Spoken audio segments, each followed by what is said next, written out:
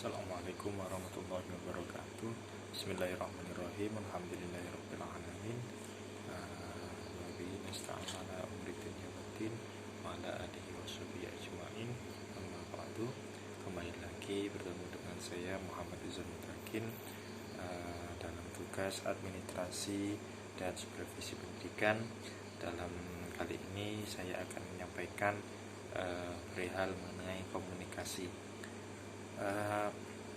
Langsung saja, yang pertama yakni tentang pengertian dari komunikasi. Apa sih komunikasi itu? Komunikasi adalah hubungan dua arah dari manusia dengan menggunakan bahasa atau penyampaian ataupun pengiriman dan penerimaan pesan atau berita antara dua pihak atau lebih, sehingga pesan tersebut dapat dipahami. Ini komunikasi sendiri berasal dari bahasa Latin kam, yang artinya dengan atau bersamaan, dan juga unus, yaitu kata bilangan yang berarti satu. Kemudian kalau di dalam bahasa Inggris ini communion, yang artinya kebersamaan, persatuan, persekutuan, gabungan, pergaulan, dan hubungan. Itu sekilas dari pengertian komunikasi. Kemudian unsur-unsur dari komunikasi ini dijelaskan oleh Oteng Sutisna bahwasanya memerlukan beberapa unsur-unsur di dalamnya.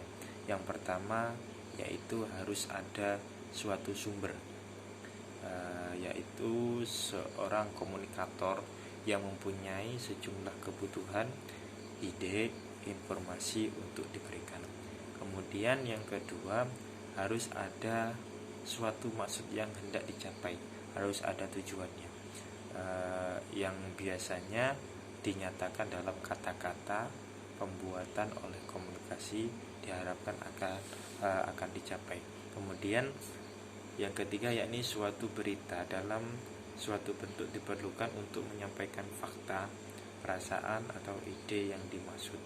Kemudian harus ada suatu saluran yang menghubungkan sumber berita dengan penerima berita. Kemudian yang terakhir yaitu harus ada penerima berita dan juga umpan balik atau respon. Kemudian selanjutnya yaitu fungsi dari komunikasi tersendiri, yaitu ada 4 di sini. Yang pertama, komunikasi ini berfungsi sebagai informasi. Kemudian yang kedua yakni fungsi komando akan perintah. Kemudian yang ketiga yaitu mempengaruhi dan juga penyaluran. Dan yang terakhir yaitu fungsi dari komunikasi yaitu integrasi. Selanjutnya yaitu efektivitas proses komunikasi. Ini menurut Marsetio Dono Seputro mengemukakan bahwa proses komunikasi ini ada beberapa ketentuan. Antara lain yang pertama, karena komunikasi mempunyai suatu maksud, maka suatu pesan atau stimulus selalu ditujukan kepada sekumpulan orang tertentu. Ini disebut penerima yang tertentu.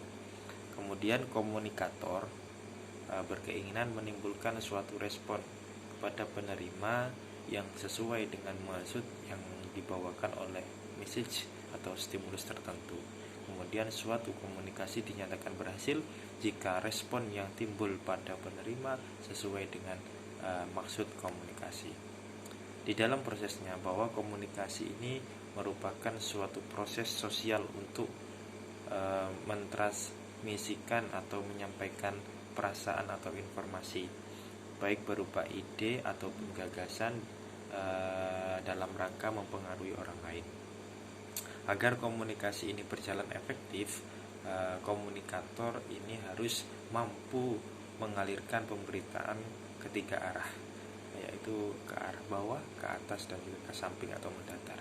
Di dalam struktur komunikasi harus ada suatu jaminan informasi atau pikiran-pikiran akan mengalir bebas ke semua arah yang diperlukan, baik itu ke bawah, ke atas, dan ke samping. Satu saluran komunikasi formal tertentu atau lebih dan dari setiap personal atau anggota adalah perlu. Kemudian kesimpulan dari apa yang dibahas yaitu komunikasi adalah proses menyalurkan informasi, ide, penjelasan, perasaan, pertanyaan dari orang-orang lain atau dari kelompok. Komunikasi adalah proses interaksi antara orang-orang atau kelompok yang ditunjukkan untuk mempengaruhi sikap dan juga perilaku orang-orang dan kelompok itu sesuai dengan tujuannya, bahwa terjadinya komunikasi mempunyai beberapa fungsi yang telah disebutkan tadi.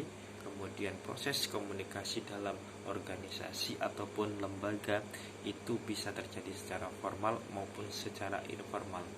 Satu saluran komunikasi formal tertentu atau lebih ke dan dari setiap personal atau anggota adalah perlu. Sistem komunikasi informal menyalurkan informasi dan pikiran-pikiran penting yang tak terpikirkan orang untuk disalurkan secara formal, memupuk ikatan dan persahabatan yang membantu bagi hubungan-hubungan insani yang baik. Sekian, terima kasih untuk kali ini. Assalamualaikum warahmatullahi wabarakatuh.